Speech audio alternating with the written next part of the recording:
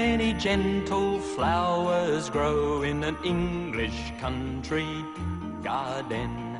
I'll tell you now of some of them I know, and those I miss you'll surely...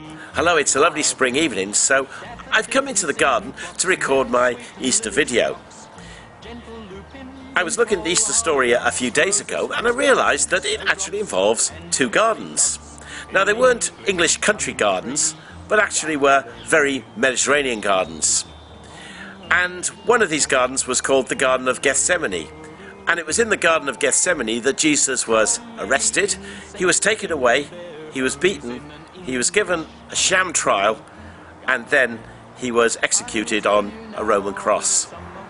The second garden was also in the city of Jerusalem, but it was a very different kind of garden. It was a garden in which somebody had cut a tomb for themselves out of the rock, and it was into this tomb that Jesus' body was laid after it was taken down from the cross. So in the next few moments I'm going to look at the significance of both of these gardens in the Easter story and see what lessons we can draw out of them for today. The Garden of Gethsemane wasn't an ornamental garden, but an olive grove, and it was here that Jesus faced up to what was ahead of him. He knew that he was going to suffer an awful death. He'd been telling the disciples for some time that that was going to be the case. Now the time had come. We find him struggling with the awfulness of what was ahead of him. Father, if you're willing, take this cup from me, yet not my will, but yours be done. An angel from heaven appeared to him and strengthened him.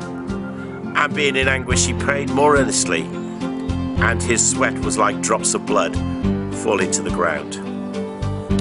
He pleaded with God not to have to go through with it, but he wasn't going to run away. He knew that his death was essential. Why was that? Well, let me put this in the words of Paul in his letter to the Romans. We can understand someone dying for a person worth dying for, and we can understand how someone good and noble could inspire us to selfless sacrifice. But God put his love on the line for us by offering his Son in sacrificial death while we were of no use whatever to him. How do we know all this is true? Well, Jesus rose again from the dead 3 days later. Which brings us to our second garden. This was also probably an olive grove like Gethsemane. But this garden was owned by a man called Joseph of Arimathea. He was a disciple of Jesus. And Joseph had cut a rock tomb into this garden, presumably for his own burial. And it was into this tomb that the disciples of Jesus placed his body. Jesus was buried in the tomb on a Friday night, just before the start of the Jewish Sabbath day. So no one was able to embalm his body until the Sunday morning. So early in the morning, some women came to do that, hoping there would be someone around to roll back the stone from the door of the tomb. When they got there, they found the stone was already rolled back and the tomb open. They began to think the worst, that the authorities had come along and had taken the body of Jesus away. But shortly afterwards, Jesus started to appear to his disciples, firstly to one or two, and then to the group of his closest disciples together, and afterwards to over 500 at one time. He was alive, and that was absolutely amazing.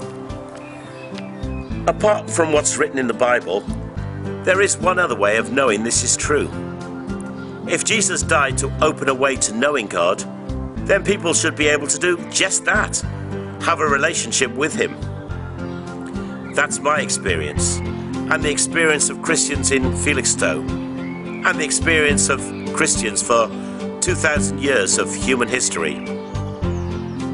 Jesus died that we might enter into a lifelong experience of knowing God. Well, not just a lifelong experience, an eternal experience of knowing God.